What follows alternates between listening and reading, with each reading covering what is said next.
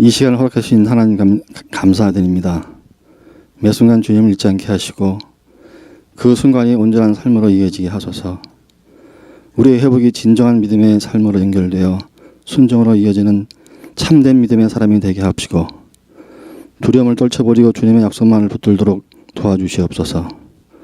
절실히 기도하며 구하는 자에게 주님의 사랑하시고 관심을 가지신다는 사실을 기억하게 하시고 위안과 평안함을 주시는 주님께 감사드립니다. 믿음 있는 자로서 그 안에서 편히 쉴 수 있는 용기를 주시며 주님을 향한 소망을 회복하게 해주실 것을 믿습니다. 오늘 이 시간도 저희와 함께 계심을 믿사오며 우리 주 예수 그리스도 이름으로 기도드립니다. 아멘.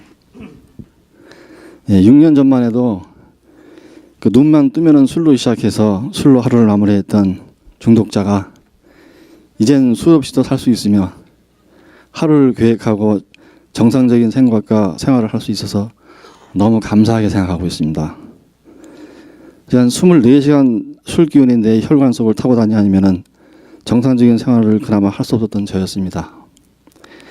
정신 나간 과대망상으로 빠져들면서 술이 필요하다는 핑계를 만들어 마셨습니다. 어떤 이유로 간에 안정되고 행복한 삶을 먼 미래로 스스로 미루면서 고통받고 힘들어할 때 뒤에서는 더 고통받고 상처받으며 눈물 흘리는 사람들이 있다는 것을 몰랐습니다. 제 딸하고 지금 헤어진 엑스와이프하고 100일간 저를 위해서 술 끊기 위해서 새벽 기도를 나갔다 그럽니다. 근데 그것도 다 허세였습니다. 그걸 보면서도 저는 목구멍으로 한 잔의 술을 흘려보내기 위해서 무진장 안간힘을 썼습니다. 술기운이 떨어지면은 불안, 공포, 초조, 외로움이 저에게 엄습해왔고 그러다가 온몸을 송곳으로 쑤시듯 아파왔습니다. 수백 볼트의 전기가 순간순간 감전된 듯 극심한 고통에 시달리기 시작했습니다. 이 고통을 또 완화시키기 위해서 또다시 술을 찾다 보니 손과 온몸이 떨리고 일어설 수조차 없는 폐인이 되고 있었습니다. 집안 생활은 물론 경제력마저 없어진 저는 술만을 생각하는 상태가 계속되었었습니다. 이런 생활을 계속되는 중 2010년 3월 10일 교회 목사님으로부터 감사의 집을 소개받았습니다. 감사의 집에서 생활하면서 극심한 금단 증세를 시달려야 했습니다.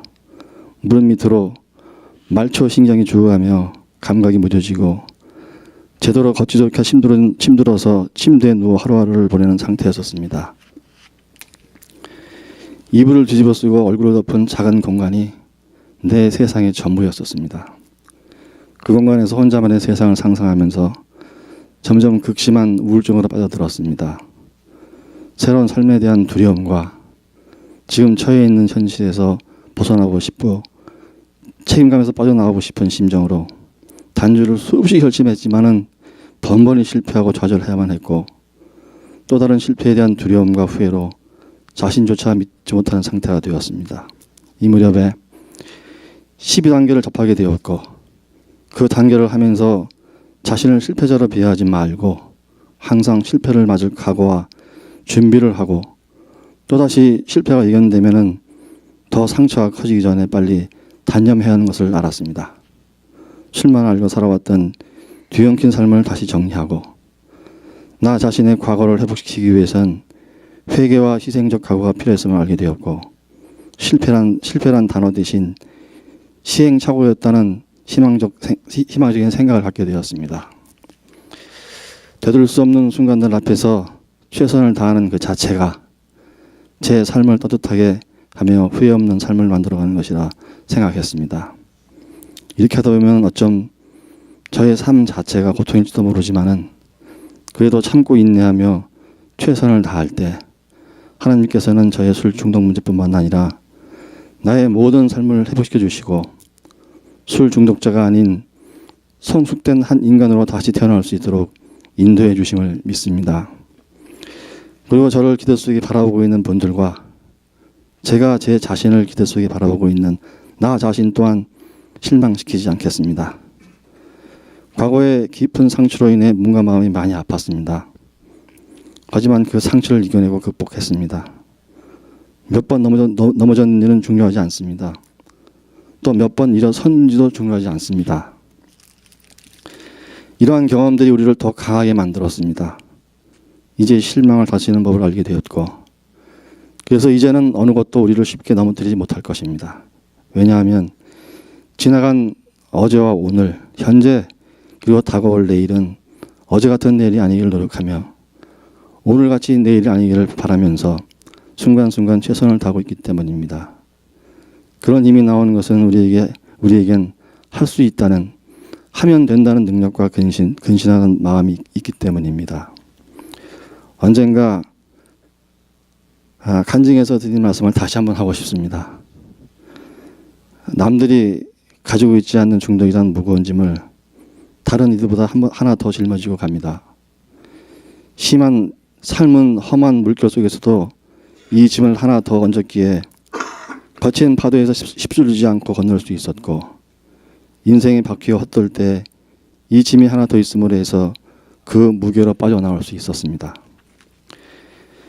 언제 내 앞에 와 있을지 모를 이 짐 때문에 인생의 바닥을 경험했고, 죽음 직전을 경험했던 이 무거운 짐을 지고 걸을 때 걸음걸이가 조심스러워지고 절로 고개가 수그러지고 허리가 굽혀지며 시선은 아래로 향했습니다.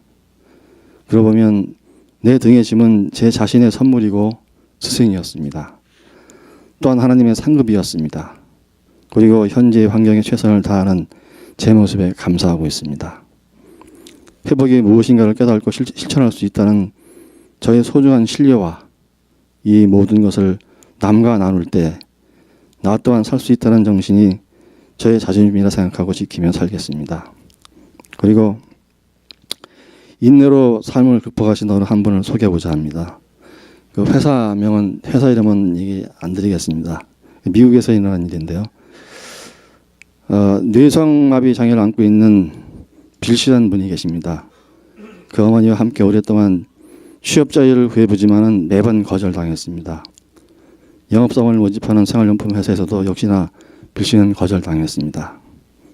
그러나 어머니를 위해서라도 다시 영업직을 부탁하기 위해 결심한 빌 씨는 다시 들어가 더듬거리는 말로 이렇게 간절히 부탁했습니다. 자신을 가장 힘든 지역으로 보내달라고 했습니다.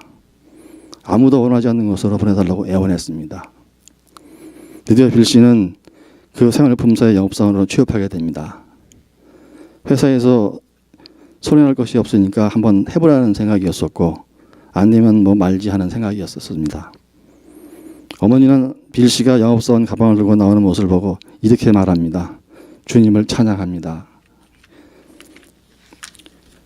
영업을 시작한 빌 씨는 말투부터 이상했고, 상대방이 잘 알아듣지 못하는 말로 이야기하자 문전박대를 당하고 쫓겨나기 일쑤였습니다.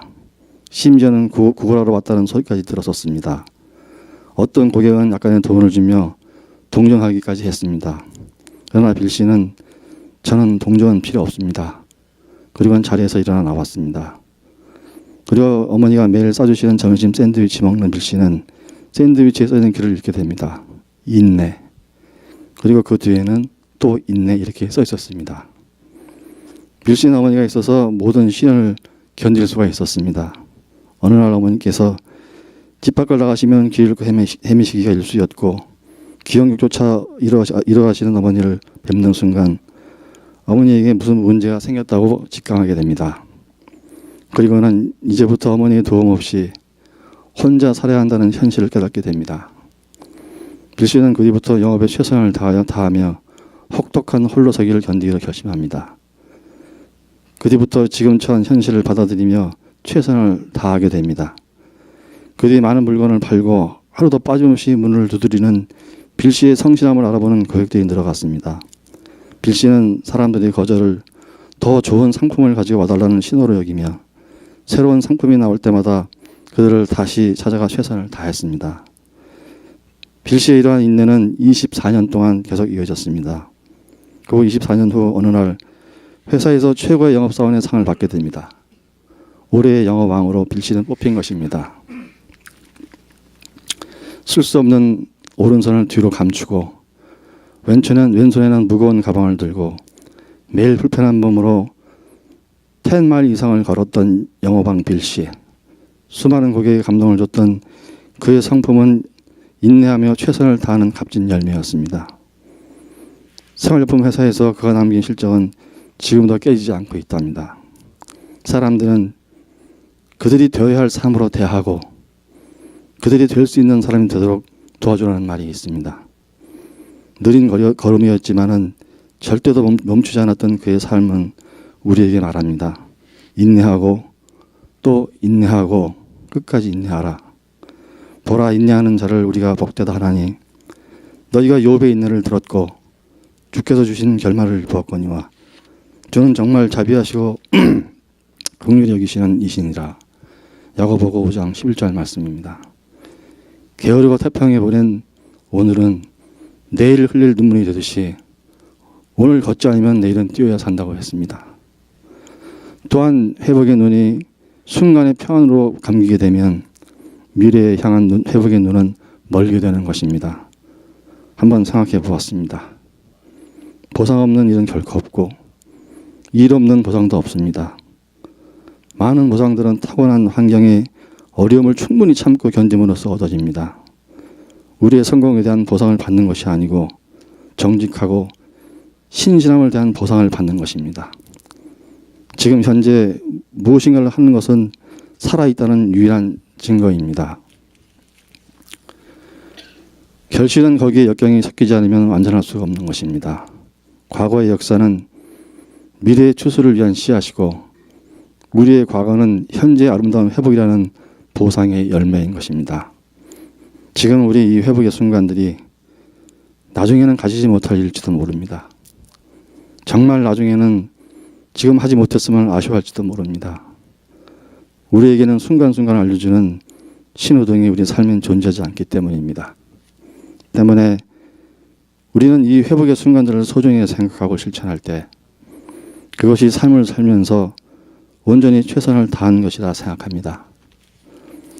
그리고 살아간다는 것은 인내하며 초심을 잃지 않고 책임질 일이 그만큼 늘어난다는 것이기도 합니다. 살면서 많은 사람을 만나고 인연을 맺고 그들에 대한 내 자신의 존재를 책임져야 한다는 것을 절실히 느끼고 있습니다.